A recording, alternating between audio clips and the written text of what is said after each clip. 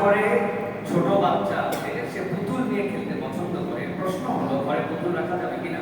প্রিয় ভাইরা, বাচ্চা কাচ্চা যখন পুতুল নিয়ে অনেকে খেলাধুলা করে, সরান যে এই পুতুলের অবয়ব না দিয়া, মানে লুকিয়ে পুতুল, লুকিয়ে একটা খেলনা ডল, এটা জায়েজ। কিন্তু আলাদা করে চোখ বানায় দেওয়া, আলাদা করে নাক বানায় দেওয়া, অবয়ব তো এই পুতুলতে বাচ্চাদেরকে খেলতে দিবেন না। আমরা ছোটবেলায় দেখেছি ওই যে ঝাঁটা কাঠি দিয়া একটা কাপড় এরকম করে দিয়ে দুই দিক দিয়ে এরকম করে হাত ঢুকায়, নিচ দিকে আম্মা দেখছি আমার ছোট বোনদেরকে ওই জায়গায় একটুখানি টাইট করে বেঁধে দিয়ে একটা লুক বোঝা যাইতো, এটা একটা পুতুলের মতো, সেটা নিয়ে খেলতো। কিন্তু বাহ্যিক হাত আছে, চোখ আছে, একদম হুবহু ডল মানুষের মতো, এইগুলো দিয়ে খেলতে দিবেন না। এবং অনেকেই হয়তো বলবেন এগুলো দিয়ে খেললে কি হয়? দুইটা জিনিস হয়। একটা হচ্ছে আসনামের সাথে সাদৃশ্য হয়, এটা ইসলাম পছন্দ করে না, যে একটা অন্তর ছাড়া কিছুর অবয়ব তার সাথে আসো। দুই নম্বর শুনলে আপনারা ঘাবড়ায় যাবেন, এই সকল জিনিসের মধ্যে খারাপ শয়তানরা আশ্রয় নেয়। শয়তান আশ্রয় নেবে কোথায়? এইগুলা জায়গার মধ্যে আশ্রয় নেয়। এই যে বাচ্চা কাচ্চা কান্নাকাটি করে, জেদ, খিসানি, কথা শোনে না, এলোমেলো আচরণ, এইগুলা থেকে অনেকাংশে হয়। সুতরাং এইটা নাজায়েজ নয়, হারাম নয়, কিন্তু অবয়ব ছাড়া তাকে খেলতে দিতে হবে। প্রিয় ভাইরা, আম্মাজান থেকেও এরকম বর্ণনা আসছে, তিনি ছোট ছিলেন, তিনি এরকম জিনিস নিয়ে খেলেছেন।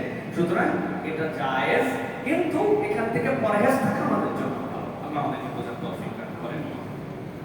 আমার বাবা মারা গেছেন কয়েক মাস হলো, কিন্তু আমি স্বপ্ন দেখি যে তিনি এখনো জীবিত আছেন, আমাকে ব্যবসা বাণিজ্য করার জন্য গুরুত্ব দিচ্ছেন, এরকম স্বপ্ন প্রায় দেখি। প্রিয় ভাইয়া, এটা কোনো খারাপ স্বপ্ন নয়।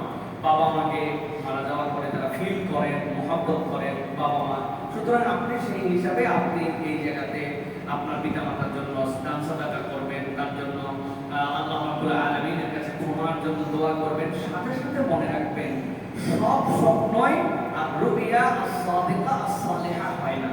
স্বপ্ন দেখলাম মানে আব্বা আমায় বলতেছে ব্যবসা বাণিজ্য কর, ভালো করে কর, মানে এটাও সবসময় আপনার সত্য স্বপ্ন হবে না। আপনার শয়তান উল্টা ধোঁকায় ফেলতে পারে, তোর বাপ মরে গেছে, এখন তুই ব্যবসা বাণিজ্য করে দুনিয়ার মধ্যে আরো বেশি নিমজ্জিত হয়ে যা, আখেরাত করার সময় আছে, তোর আব্বা মরছে 70 বছর বয়স, তোর বয়স কেবল 35, ব্যবসা ব্যবসা আপনার দিন থেকে সরানোর জন্য ধোঁকা দিতে পারে। সুতরাং স্বপ্ন মানেই সত্য, স্বপ্ন মানেই কেবল পজিটিভ ব্যাখ্যা হবে এরকম না।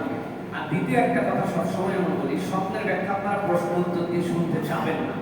স্বপ্নের ব্যাখ্যার জন্য সুন্নাহ রাসূল হচ্ছে ফজরের নামাজের পরে আপনার পছন্দনীয় যে ইমাম, খতিব, ব্যক্তি, আলেম, তার কাছে যে বলবেন, হুজুর এরকম একটা স্বপ্ন দেখছি।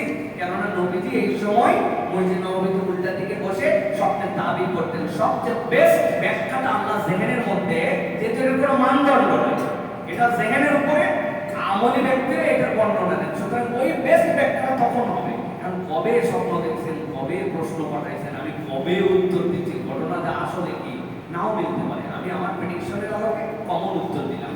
বেস্টটুকু জেনে নেবেন কোন হাফেজ, আলেম, কারি, ইমাম, আল্লাহ ওয়ালা ব্যক্তি যার প্রতি আপনার হস্তে জব আছে, ঠিক ফজরের নামাজের পরে তার কাছ থেকে স্বপ্নের ব্যাখ্যা জেনে নেওয়ার চেষ্টা করবেন। স্ত্রী স্বামীকে ডিভোর্স দিতে পারবে কিনা? জি, স্ত্রী স্বামীকে ডিভোর্স দিতে পারবে, তার জন্য শরঈ বিধিবিধান আছে। স্ত্রী স্বামীকে বলবে 1 তালাক, 2 তালাক, 100 তালাক, এইভাবে কোনো তালাক স্ত্রীর পক্ষে থেকে পতিত হবে না। স্ত্রীর তালাকের ইজাজত দেওয়া থাকবে, এরপরে কাজীর কাছে সেটা যাবে। কাজী এরপরে স্ত্রীর পক্ষ থেকে স্বামীর কাছে এটা প্রেরণ করবে যে আমার এই যৌক্তিক কারণে আমি আমার স্বামীর থেকে আমি বিচ্ছেদ দিতে চাই। কাজী যখন সেটা দেখবেন, দেখার পরে তারপরে সেই নোটিশটা তার কাছে যাবে, স্বামী এরপরে সেইটাতে স্বাক্ষর বা অ্যাকসেপ্ট করলে তারপরে ওইটা হচ্ছে তার পক্ষ থেকে তালাক হবে। তো স্ত্রীর পক্ষ থেকে আবেদন যাবে, স্বামী এরপরে তালাক দেবে। বিষয়টা এরকম নয় যে স্ত্রী বলে দিল স্বামী 3 তালাক, আপনি তালাক হয়ে গেল, এরকম নয়। বরং স্ত্রীর পক্ষ থেকে প্রস্তাবনা যাবে, স্বামীকে যৌক্তিকভাবে কাজী বলবে এখন তোমার স্ত্রীকে তুমি তালাক দাও, এরপরে স্ত্রীকে তালাক দিলে তালাক হবেই হবে। কেননা মেয়েরা আবেগী হন, মেয়েদের সব কর্নার অনেক বেশি থাকে। তালাক যদি স্বামীর মতো স্ত্রী দেওয়ার নিয়ম থাকতো, দেশে একটাও বিয়ে তোমারে বলছি লাল শাড়িটা আনার কথা বেনারসি, তুমি 3 মাস ঘুরায় আমার জন্য নিয়ে এসো টাঙ্গাইলের শাড়ি, 3 তালাক।